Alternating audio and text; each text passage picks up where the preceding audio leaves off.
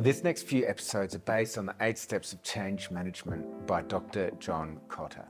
Being a model from the 90s, there are plenty of updated models for day-to-day change management, so I rarely use Kotter's 8 Steps sequentially for change. But I find these principles so helpful. Kotter's first principle is create a sense of urgency. Honestly, I've had to work hard to do this.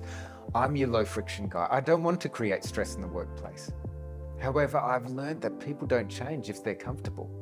If we don't realize the situation is bad and there is a better future available, we just won't change.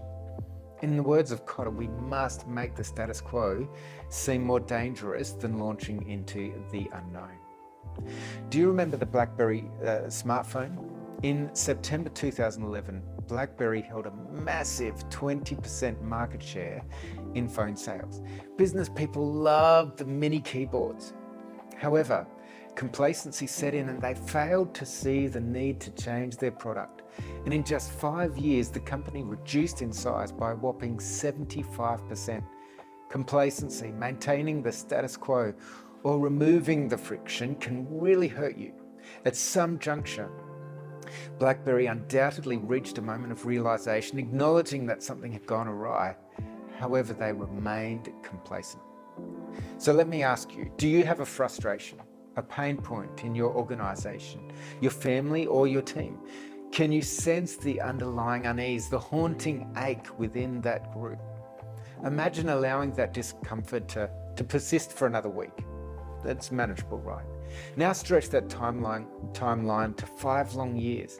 Can you feel the weight of the difficult situation, the burden of that troublesome team member, or the despair of that downward trend sinking in? It hits close to home, doesn't it? If you're grappling with such a pain point, the realization must be dawning on you, the pressing need to address it. Embrace the unsettling urgency, for within that discomfort lies the impetus for action, the catalyst for change. So what can you do about it? Well, firstly, understand that complacency is your greatest enemy if you want genuine change. Secondly, paint the picture for yourself and for your people. Help them to understand your current trajectory. Help them to see what you won't achieve. And thirdly, make sure you communicate honestly.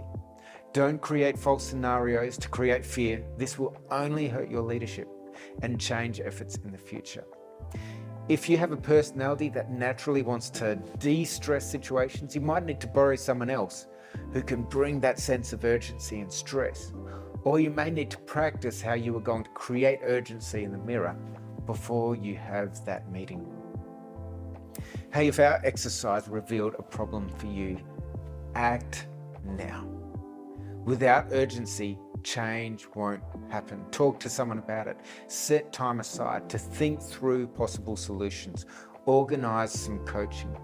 Like the civil rights campaigner Rita Mae Brown said, insanity is doing the same thing over and over and expecting different results.